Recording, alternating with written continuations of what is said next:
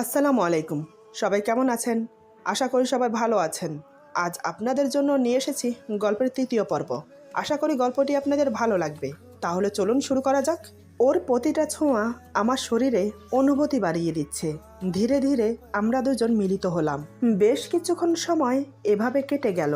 হঠাৎ এমন সময় দরজায় কড়া নাড়ার শব্দ। দরজায় খটখট শব্দ শুনে রাফির চেহারায় বিরক্তির ছাপ ফুটে উঠল। তার ভালোবাসার মাঝে কেউ ডিস্টার্ব করুক, এটা তার একদম পছন্দ না। তার উপর আবার এমন অবস্থায়, এটা যেন সে একদমই মেনে নিতে পারল না। এদিকে দরজায় খটখট শব্দ হয়েই যাচ্ছে। আমিও কিছু বলতে পারছি না। এবার রাফির খুব রাগ হচ্ছে।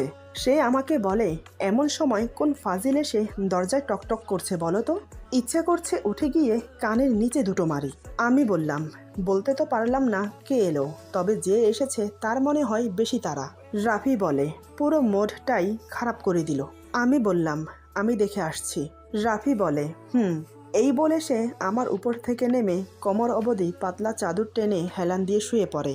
আমি উঠে তাড়াতাড়ি একটা নাইট ড্রেস পরে দৌড়ে গিয়ে দরজা খুললাম।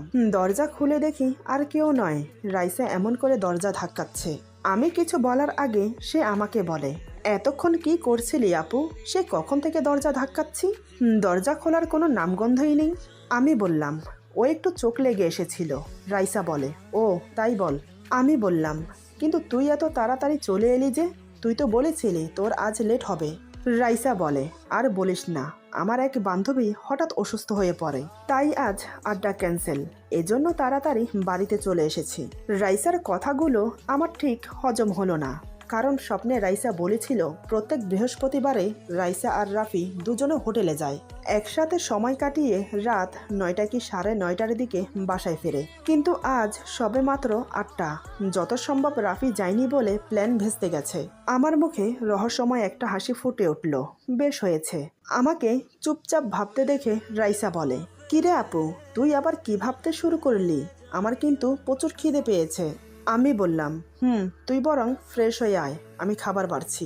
রাইসা ফ্রেশ হতে নিজের রুমে চলে গেল, কিন্তু একবারও রাফির কথা জিজ্ঞেস করলো না।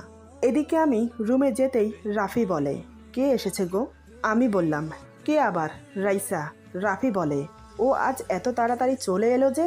ওর তো বান্ধবীদের সাথে আড্ডা দিয়ে দেরি করে আসার কথা।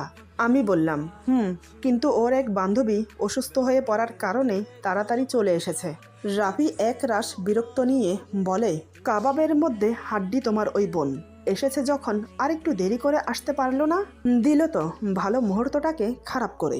বুঝতে পারলাম ওর চাহিদা পূরণ না হওয়াতে ওর খুব অস্বস্তি হচ্ছে।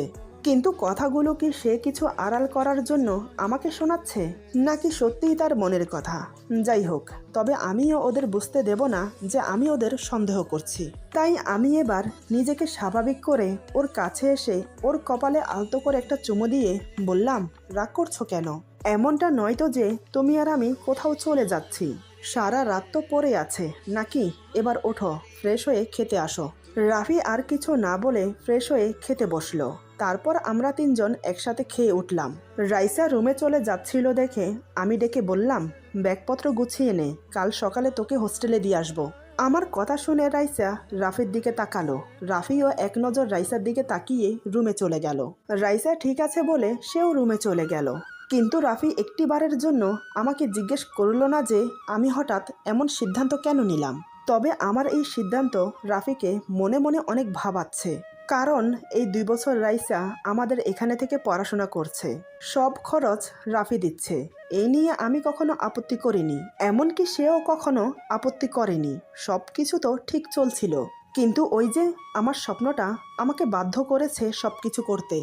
লোকে বলে ভোরের স্বপ্ন নাকি সত্যি হয়। আমি জানি না, যদি বাস্তবে সত্যি হয়ে থাকে তখন। না, আমি আর রিস্ক নিতে চাই না। এসব ভেবে আমি সব কিছু গুছিয়ে রুমে গিয়ে দেখি রাফি হেলান দিয়ে শুয়ে আছে। আমাকে আসতে দেখে সে বলে, কি গো, তোমার হয়েছে? আমি বললাম, হয়েছে।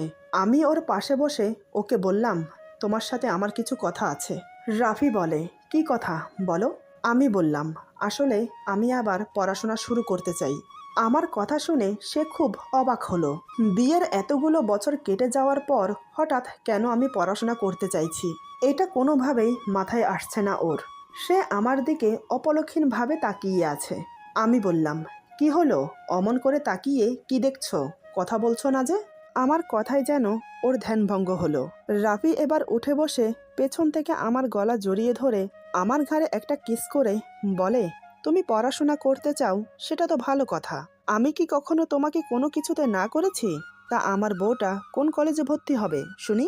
আমি বললাম, এখনো ভাবিনি কোন কলেজে ভর্তি হব। বাবাকে বলেছি, বাবা যে কলেজে ভর্তি হতে বলবে সেখানেই ভর্তি হব। আমার মুখে এই কথা শুনে রাফি আমার দিকে চোখ গোল গোল করে তাকিয়ে বলে, তুমি তুমি বাবার সাথে কথা বলেছ? আমি বললাম, হুম। রাফি বলে, কখন, কবে? আমি বললাম, আজ সকালে তুমি অফিসে যাওয়ার পর। রাফি বলে, তুমি বাবার সাথে কথা বলেছ? এটা শুনে আমি বিশ্বাস করতে পারছি না। এই 5 বছরে আমি তোমাকে একবারও দেখিনি বাবার সাথে কথা বলতে। তুমি যে বাবার সাথে অভিমান করেছিলে, তাহলে এবার তোমার অভিমান ভেঙেছে। আমি বললাম, হুম, আর কত? অনেক তো হলো রাগ অভিমানের পালা। রাফি বলে, সত্যি আমি খুব খুশি হয়েছি তোমার কথা শুনে। রাফি মুখে যতই খুশি প্রকাশ করুক না কেন, সে মনে মনে আমাকে নিয়ে অন্য কিছু ভাবছে। হঠাৎ আজকে আমার এতটা পরিবর্তন ও যেন কোনোভাবেই মেনে নিতে পারছে না। আমি বললাম, চলো ঘুমিয়ে পড়ি, সকালে আবার রাইসাকে হোস্টেলে দিয়ে আসতে হবে।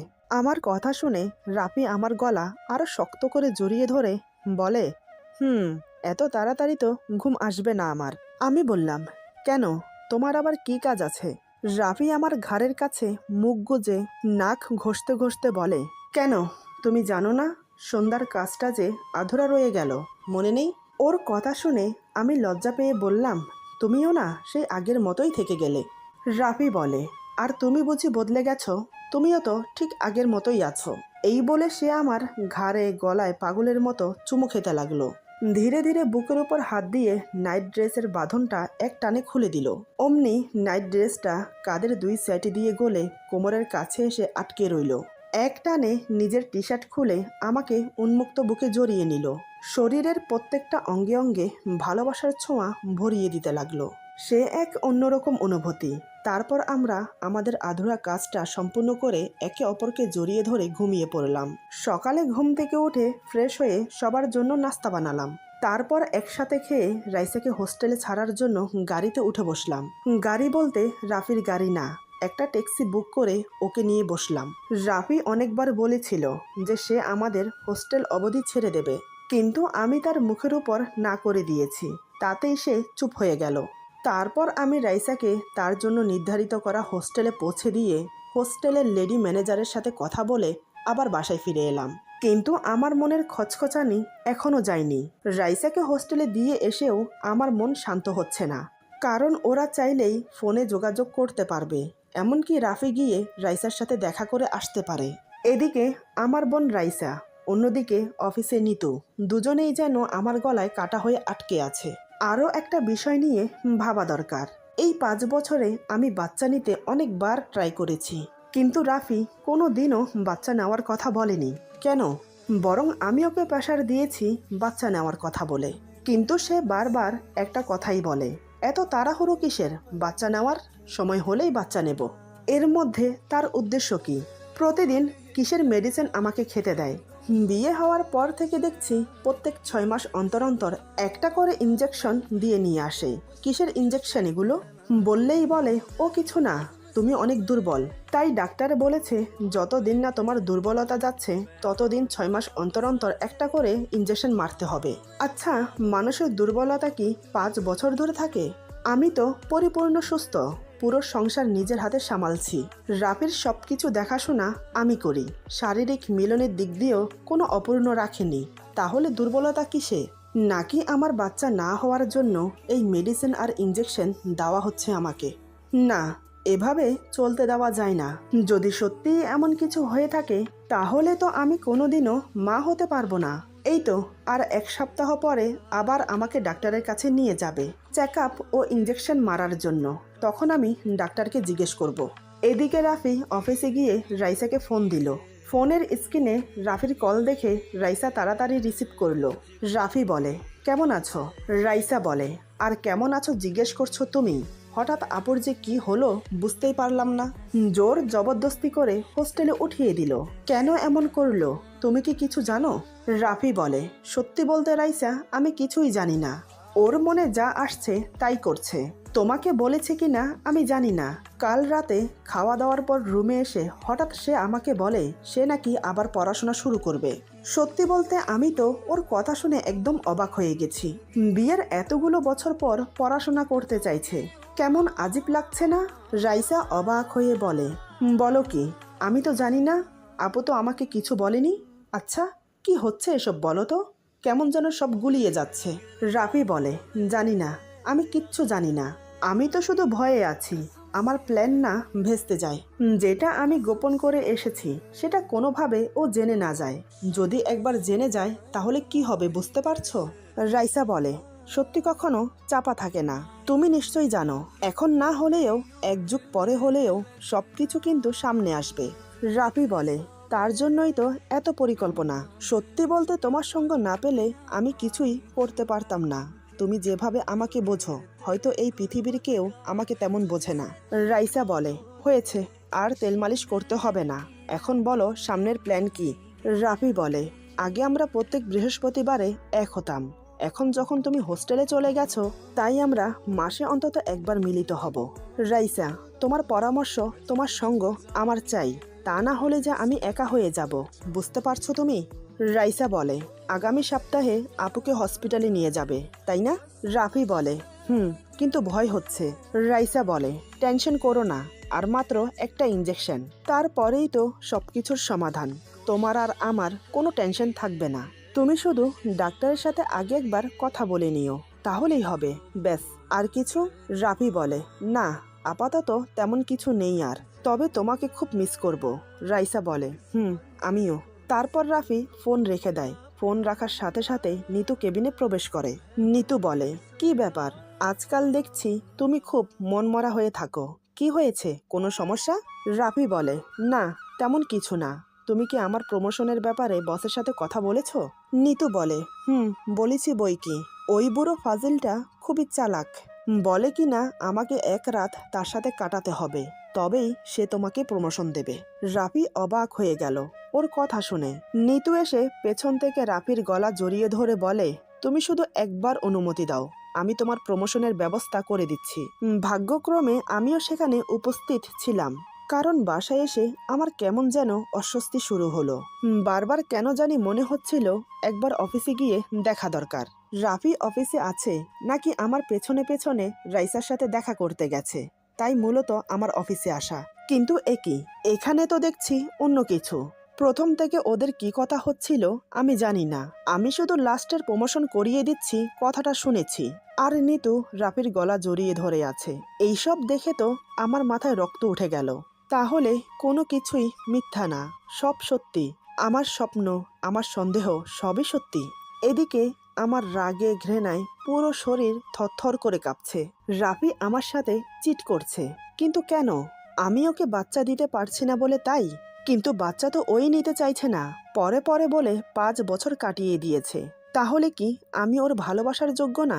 ইচ্ছে করছে ভেতরে গিয়ে ওদের হাতে নাতে ধরে যা ইচ্ছে নয় তাই বলি, কিন্তু না, আমাকে যে আরো প্রমাণ জোগাড় করতে হবে। এই ভেবে চোখের পানি মুছতে মুছতে সেখান থেকে চলে এলাম। বাসায় এসে বালিশ বুকে নিয়ে অনেকক্ষণ কান্না করলাম। কাকে এত বিশ্বাস করলাম আমি? দুনিয়ার সবকিছুর ভাগ দেওয়া যায়, কিন্তু স্বামীর ভাগ কাউকে দেওয়া যায় না।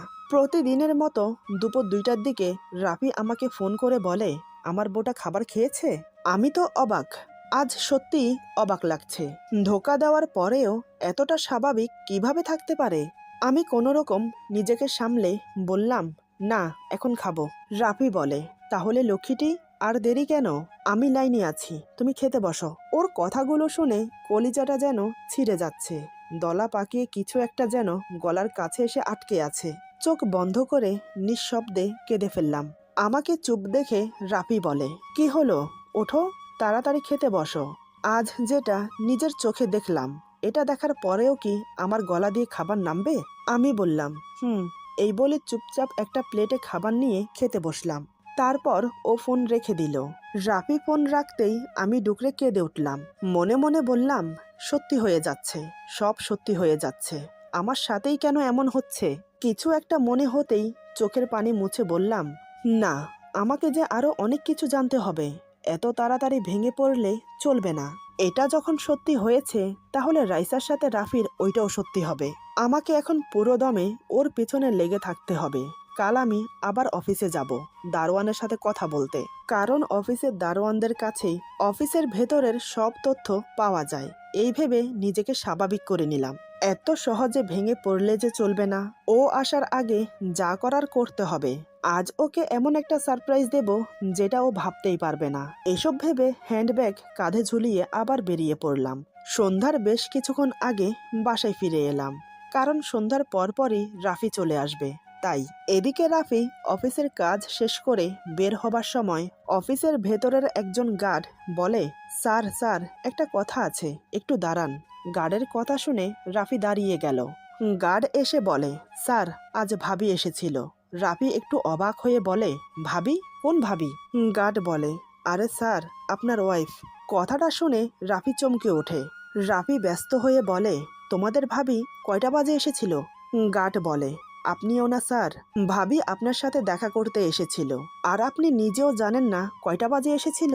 রাফি বলে, আসলে হয়েছে কি, আমি ঘড়ির টাইম দেখিনি। এখন বলো কয়টা বাজে এসেছিল? গার্ড বলে, ওই তো যখন নিতু ম্যাডাম ফাইল নিয়ে আপনার কেবিনে গিয়েছিল, তার 2-4 মিনিট পর।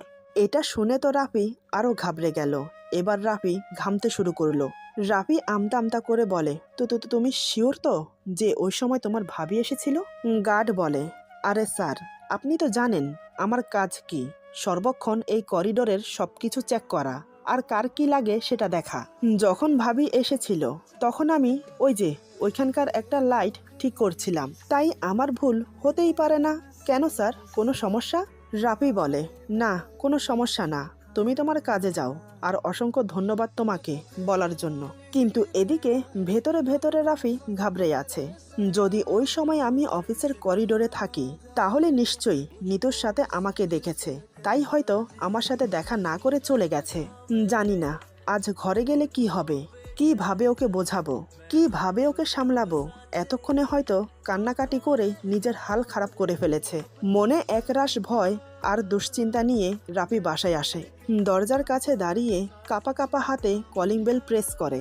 ঘামে পুরো শরীর ভিজে চুপচুপ করছে। প্রতিদিনের তুলনায় আজ একটু বেশি ঘেমেছে মনে হচ্ছে। সেটা কি ভয়ের কারণে? সেটা সে নিজেও জানে না। কলিং বেল প্রেস করেছে বেশ কিছুক্ষণ সময় হয়ে গেল, অথচ দরজা খুলছে না। এবার সে আরো ঘাবড়ে গেল, হাত পা আরো বেশি কাঁপতে লাগলো। আবার কাপা কাপা হাতে কলিং বেল প্রেস করতে গিয়ে একসাথে 4-5 বার প্রেস করে ফেললো। ডান হাত উল্টিয়ে কপালের ঘাম মুছে নিল। এবার আমি দরজার কাছে এসে জিজ্ঞেস করলাম, কে এসেছে? রাফি কাপা কাপা গলায় বলে, আমি। দরজাটা খোলো। আমি বললাম, ও তুমি? কথাটা বলতে বলতে দরজা খুলে দিলাম। দরজা খুলে দিতেই আমাকে দেখে রাফি হতভ্রম হয়ে যায়।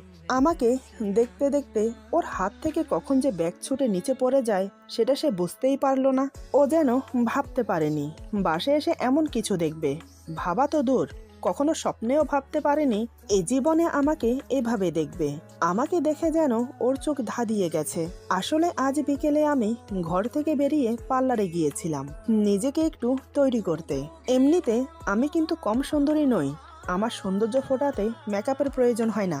বিয়ের এই 5 বছরে কখনো নিজেকে এভাবে তৈরি করিনি, কারণ কখনো প্রয়োজন বোধ মনে করিনি। কিন্তু আজ যেন মনে হচ্ছে কিছু না কিছু কমতি আছে আমার মাঝে, যার জন্য রাফি আমাকে চিট করছে।